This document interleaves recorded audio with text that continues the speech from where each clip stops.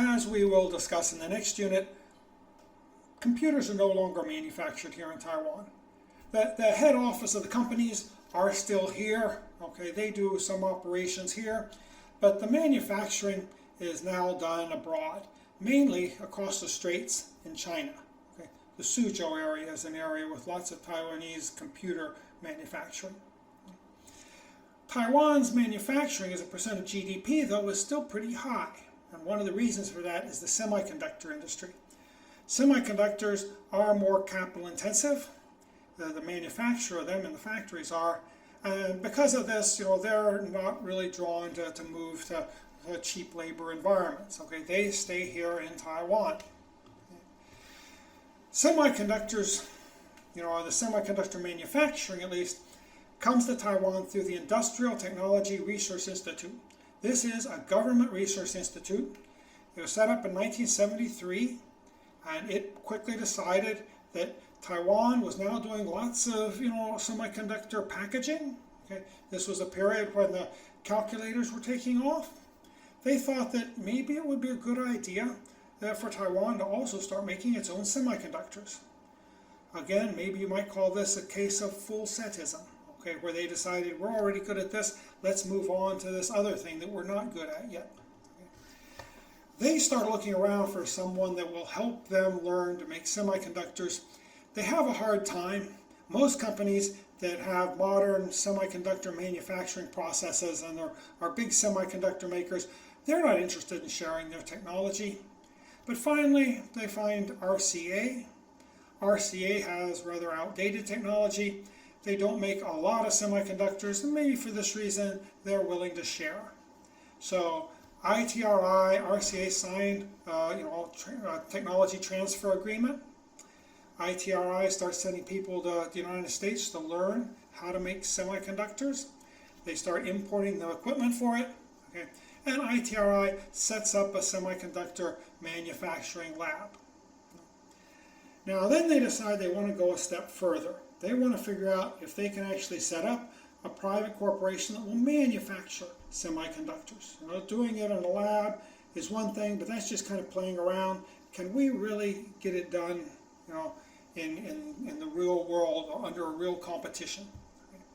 So they set up a private corporation called UMC in 1980, and they give them, license to the technology.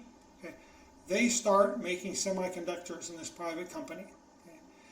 They have trouble finding capital for this company because, again, private investors often are a little bit hesitant to invest with the government because the government is not really a profit maximizer.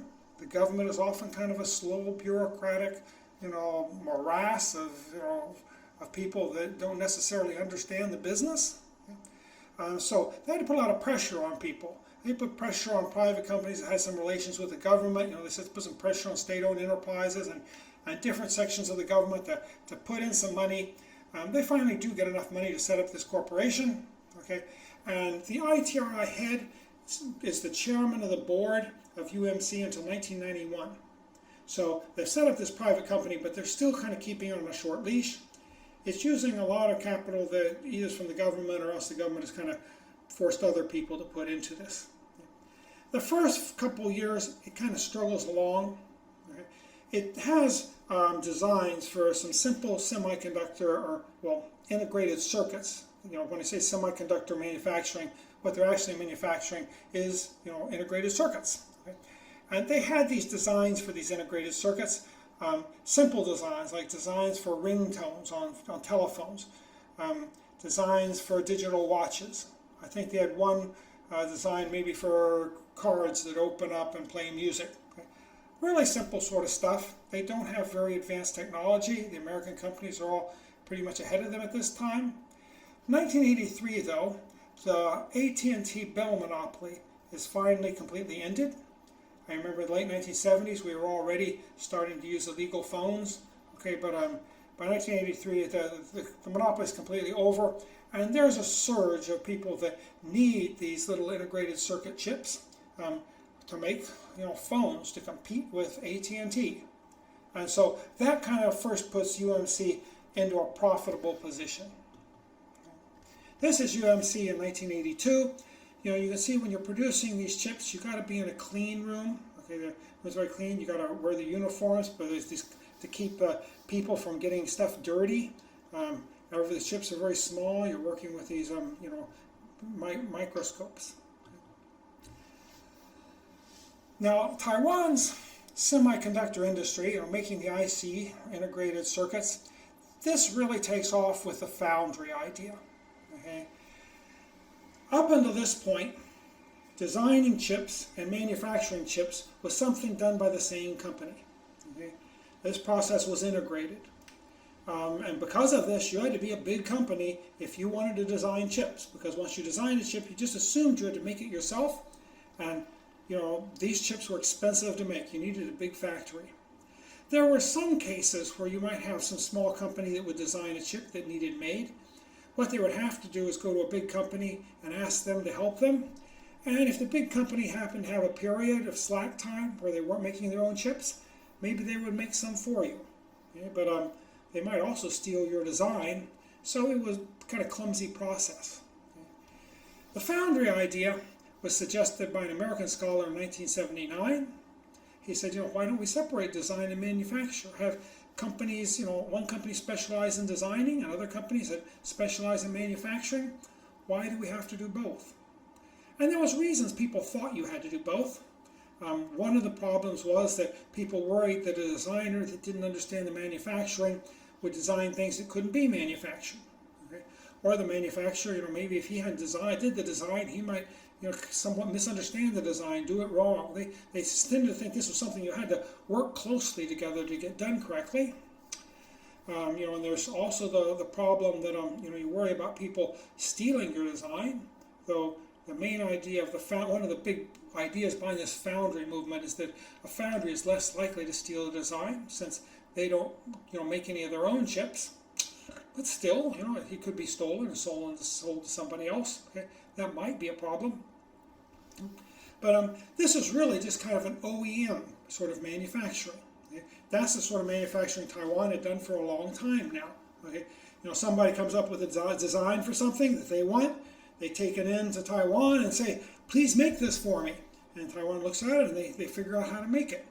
Okay, foundries, same sort of thing.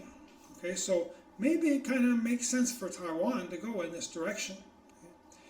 Robert Cao is the CEO of the United Microelectronics Corporation, UMC. And when the company was struggling, he did take this idea. He probably got it from the American scholar who wrote about it. I think his particular idea was maybe you get together kind of a club of 12 different designers. They make designs and they send them to you, and you do the manufacturing. Okay. This was kind of what he wanted to do to try to help business, you know, pick up some more business. The government at first was kind of open to this, but then they told him, go talk to Morris Chang. Okay. Morris Chang, we're going to hear a lot more about him. He's the one that does get the foundry model going with Taiwan Semiconductor Manufacturing Corporation. But at this point, he's still in the United States, so he's advising Taiwan. He takes a look at the plan and he says, this isn't going to work, okay, and he kind of nixes the plan. Okay. And this causes some bad blood because, you know, later on, he does go ahead and he does create the first foundry. Okay, so Robert Cao sometimes accused him of stealing the idea. Okay, well, we'll talk more about Robert Cao's idea in a little bit here. I kind of doubt, you know, United Microelectronics Corporation could have succeeded the way they planned it, but, you know, of course, we'll never really know. Semiconductors in Taiwan really get started from Taiwan Semiconductor Manufacturing Corporation and Morris Chang. Okay. Morris Chang is an American Chinese. He was born in China. His family fled the communists in 1949. They fled to Hong Kong. Morris Chang then goes to the United States to school. He gets accepted in Harvard, but he switches over and ends up graduating from MIT with, you know, a degree in the electric engineering. And pretty soon he ends up in Texas Instruments, and he spends a long time there, I think 25 years. He gradually rises to the vice president in charge of, I think, semiconductor manufacturing. He has a very good run there. He does very well. But I think they say that, you know, he kind of started looking around. He realized that he probably wouldn't ever get to the next step, you know, reaching the presidency, becoming the CEO, that wasn't usually something the vice president of manufacturing could hope for. So he looks around, and he takes the job as the CEO of General Instrument Corporation. Texas Instruments was one of the top, technology companies in the United States at this time.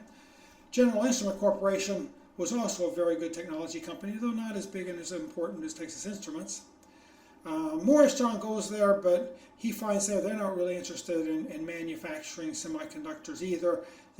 He's more into finance, and that's not what he's into, so he only stays there a year before leaving.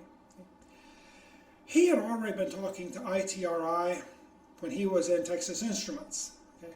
And he had been giving them some advice. He had already kind of got offers from them. He decides that he leaves General Instrument Corporation and he goes to ITRI in 1985. Okay? He had already been playing with the idea of a foundry. I'm not sure if it was original with him or, again, whether it was taken from this American scholar, but he talks about having presented this idea at Texas Instrument and having them pretty much nix it and say that's not something they want to do. They don't think that sort of company would succeed. I think Morris Chang, he decides that if he's going to try to put together his own foundry, he needs financing, and maybe Taiwan's the place he can get that financing. And he also can convince Taiwan that this is the one way they can succeed in semiconductors. He argues that trying to set up any other type of semiconductor company in Taiwan, you're too far behind, it'll never work. But something new like a foundry, maybe that will work. Okay, maybe that's the way that Taiwan enters this business and can rise to the top. And he seems to be right about this. But he goes in, he suggests TSMC, Taiwan Semiconductor Manufacturing, as a spin-off. You spin off your laboratory, you let me create this foundry. Okay, he becomes the head. This TSMC is created in 1987. He becomes the head of it. And in 1988, he also becomes the head of ITRI, the Government Resource Institute. Really the only people in the government that understand semiconductors. And I think this is kind of important too. This is his way of kind of putting the government on a short leash. So TSMC, it spins off its laboratory to become this new foundry, though this equipment is very much out of date, and very quickly they get new equipment. So I'm not sure how important this kind of the equipment that was spun off was to TSMC. I'm also not sure how important the personnel were, though maybe they were more important. A big thing though was they got a lot of money from the government. I think the government was still a minority stockholder, but it was close to half was held by the government. And then the government told Morris Chang, we don't understand semiconductor manufacturing that well. To convince us to give you this money, you're going to have to find some other private company that knows what they're doing and have them put money in this too, to assure us that this really is a workable plan. And Morris Chang finds Philips, and Philips, I think, puts in like 30 or 35% of the money, and the government, Philips, does very well. The other investors tend to be small. Some of them maybe have been a little pushed by the government, and others may be voluntary. When TSMC gets started as a foundry, when we think of foundries, I said that the idea is that you want to have some people that are designers, and they have design companies, and then they design their chips, and then they give them to the manufacturer, and he actually does the manufacturing in the foundry. The problem was, when this company gets started, there's hardly any of these designers out there because they didn't have much opportunity to produce their chips. This foundry is kind of a new deal. What do they do at the beginning? It's kind of a chicken and egg problem. If you start out with a lot of designers, well, you don't have the foundry, they're going to fail. If you get the foundry, you don't have the designers, won't the foundry fail? Well, it doesn't fail because Morris Chang, he's got lots of connections with the big technology companies in the United States. These companies that are making semiconductors, they have their own factories. But sometimes, there's rush orders. They got to produce a lot of semiconductors, and the factory gets overloaded.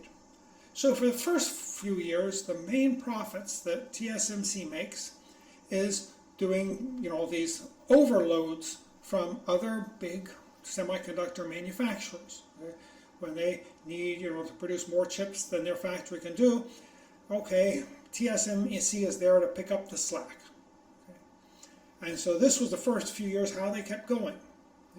Only gradually then did you start getting more and more of these small designer firms that just design the chips and then give the designs to TSMC and have them do the production.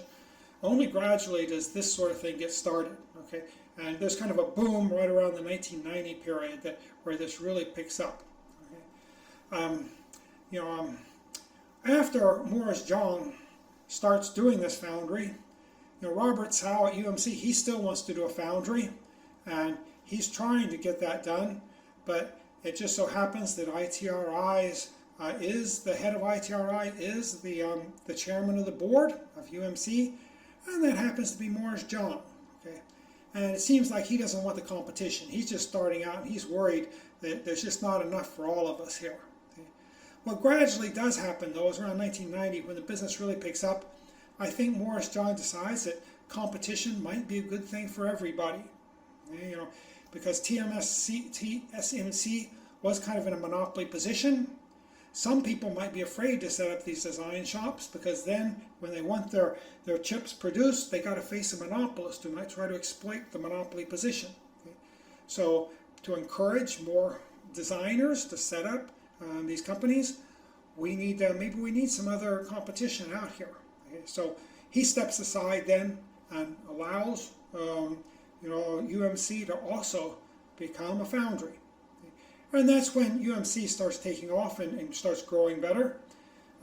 UMC later on makes some poor choices, and they end up falling behind TSMC. They're not near as big today, but they're still an important producer of semiconductors in the world. Taiwan's semiconductor foundries now very much kind of dominate in the world economy. More and more people just use foundries for most chips. And most of the world's foundries are run by Taiwanese companies. Now, besides TSMC and UMC, there's several other companies that are competing to do the same thing, and many of them are Taiwanese. Now, Morris Chang isn't always a success. Right around the 1990s, early 1990s, there's starting to be a fad that these DRAMs, random access memory chips, they're becoming really, really common in the industry. The industry needs lots of these things. People start thinking maybe that's where the big profit is. Okay, so ITRI starts pushing these DRAMs, okay? And again, Morris Chang, he's with them. He helps convince them to do a DRAM spin-off a new company called Vanguard. He becomes the CEO of Vanguard. This time, too, there's other Taiwanese that are also trying to make DRAMs. And I think the problem is the Taiwanese companies are just relatively small. As we talked about earlier, the country that seemed to do best with the big-scale production was South Korea. And South Korea was always the best at setting things up really big and then holding down costs and keeping up quality, making a very good organization. These Taiwanese companies weren't near as big and didn't have the capital that the South Korean companies had, and South Korea ends up dominating the field. So, I think Morris Chang was one of the great entrepreneurs of the 20th century, but he's not always successful. And really, if an entrepreneur can just be successful once, that already puts him up there pretty high in my book. Okay, just it's hard to be successful even if you have a record for success. Now, earlier, at the end of the last unit, I noted that TSMC, the semiconductor industry, is really rather strange. Okay? In general, these half public, half private corporations, they don't work very well. Okay? And we talked about the automotive industries, the automobiles and the trucks. The Taiwan government, and the SOE, they wanted to set up these partnerships, okay, for these big companies that would produce cars or would produce trucks. They wanted to do it in cooperation with these private firms, and it just didn't work out, okay, because private firms don't like working with the government. Okay? The government isn't really a profit maximizer. The firm is. The government tends to be kind of slow and bureaucratic. Sometimes it doesn't seem to be able to make the big decisions, okay, that you really need to make to be successful. Okay, so usually private companies try to stay away from the government corporations. The SOEs often tend to be more conservative organizations that do their job, but not with a lot of creativity. Okay. But TSMC, and I guess also you could talk about UMC, they do succeed, and they're companies that kind of started as government spin-offs. They used lots of government capital, and then private people came in and with a joint effort, and now they're definitely successful companies. This is unusual. Okay, really, I think the automotive case is the much more usual case. Okay, so what's happening here? And the first thing to do is maybe you could look at UMC. Is UMC, would it have succeeded if Morris Chang hadn't come in and created TSMC? And I'm really doubtful of this. So, up until the TSMC, I don't think the government plan was really succeeding. They had spun off a semiconductor manufacturing firm. They was making simple little IC, integrated circuits. But this company was just barely getting along. Maybe it would have continued in existence, but I don't think it would have ever become a big, important company. Okay? I don't see the success there unless it becomes a foundry. And I don't think Robert Sal's plan for making a foundry would have been successful. Sometimes his idea of kind of getting a club of these people together is criticized. I think the big problem was, though, he didn't have the connections with the big companies that Morris Chang had. So when he started out, he just wouldn't have that many designers to work with. And he wouldn't be able to get the big orders from Texas Instruments and some of these other big American semiconductor firms that were making their own semiconductors in their factories. Okay? So I think he probably would have failed. Okay? So I think if you had just stopped without Morris Chang getting involved, this would probably just be another story of a failed private-public project. Okay? Morris Chang, I think, is kind of very special here. He's in a special position. It's kind of a unique position, and it allows us to succeed. Okay? On the one hand, he is an overseas Chinese. He's not Taiwanese. In fact, I think at the time they started working with him, I think he was probably more fluent in English than he was in Chinese. But he was a mainland Chinese that had fled from the communists, just like the mainland Chinese that fled from the communists that were running the Taiwan government. In many ways, they saw him, as kind of closer than they would see, native Taiwanese. Okay, so he was considered one of the boys. On the other hand, though, he was also a Western executive who had spent many years as an executive in the top Western firms. He had ended up a CEO of one of the top American technology firms. Okay, so I think the Westerners looked at him as somebody who could, keep the Taiwan government under control, and who would work with the Westerners using, a Western business strategy. Okay, they trusted him. Okay, and it's also important that once he got the TSMC position, he made sure that he got the position that was the head of ITRI. Okay, because ITRI was really the only government organization that had any understanding of all the semiconductors. If there was any government interference that was going to be made in this company, it would have come from ITRI. So he gets to be the head of ITRI, and that way he can protect TSMC from the government. In the early 1990s, if you look at the list of the top 6 executives in TSMC, you find that including Morris Chang, 4 of the 6 are all from the West. Okay? There's only 2 of them from Taiwan. So in many ways, Morris Chang was setting up a very Western company. Okay?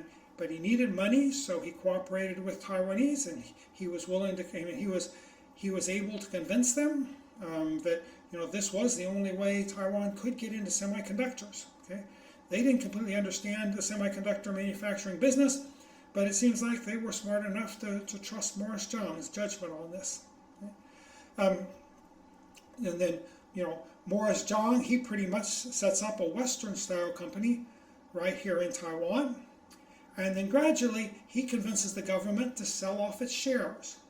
And today, I think the Taiwan government still holds maybe a few % of shares in TSMC and UMC, but it's now just very much a minority stockholder without any power in the company at all. Okay? So this was a pretty special operation. Okay, and I doubt that anybody but Morris John could have really pulled it off.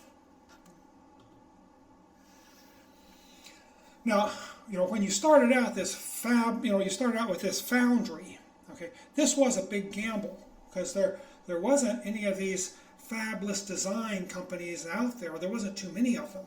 Okay, not enough to give a big foundry business. Okay? So they were throwing the dice. Okay, they were hoping that in the long run these companies would be created. Okay, and they were right. Okay, they won the gamble. Okay, so once the foundry exists, there's a lot of people out there that say, I understand how to design these chips. I got lots of great ideas for designing chips. I just don't have all the capital it takes to actually make a chip. Now I can, create my chip, design my chip, send it to the foundry, and it will be produced. Okay? So once a foundry exists, fabless companies start looking attractive. Okay? And this plays to Taiwan's advantage. Okay? Fabless companies, they're small and medium enterprises. Taiwanese had a lot of people that kind of had this talent. And so you start getting lots of fabless chip design companies springing up throughout Taiwan, and they start interacting and working together to create new goods. Again, this is part of the old speed-intensive production process. And TSMC and the foundries, they're not speed-intensive, but they're complementary to speed-intensive production, okay? Because they allow these, quick, small, fabless companies to quickly start inventing things, and then they can just send it off to the foundry to be made. Okay, and they don't have to worry about making any sort of long-term capital-intensive investment in production. So the foundry, it's a little bit like, it is in some ways almost like FDI, because it's a lot of the capital is, of course, from Taiwan, but Morris John is an American. He's moving here, a Western-style corporation, but it's just the sort of corporation that's what the Taiwan speed-intensive people need. And it's also very good for Taiwan in that there are a lot of Americans that also want to get involved in this fabless chip design. And now, when they need their chips designed, they got to talk to Taiwan, and that causes them to make more connections with Taiwan. More and more people begin to see Taiwan as a center of the electronics industry, just as big as Silicon Valley. And eventually, it's possible that Taiwan will surpass Silicon Valley, though that's something we'll have to wait and see in the future, whether that could really happen. Okay? So this is a really unique sort of industry, and it's an industry that very well complements Taiwan's strength. Okay? So I think this industry has been of very great importance, to Taiwan's success over the last 20 or 30 years. In the next unit, I want to look at how Taiwan begins doing foreign direct investment itself. It starts investing in other places. First, this is consumer export industries that move abroad, but then eventually the computer industries will also move abroad. And so this kind of changes the way Taiwan does business. Now, when you say, will Taiwan be successful in the future? You have to be careful what sort of question you're asking. The Taiwanese companies might be very successful, but much of their success might come abroad. Okay, there's more and more people in Taiwan sometimes that feel kind of left out, because it used to be that the Taiwanese companies had no choice but to hire them to do a lot of the work. Now Taiwan companies that become international, they go abroad, they operate wherever they think it will be cheaper for them to operate.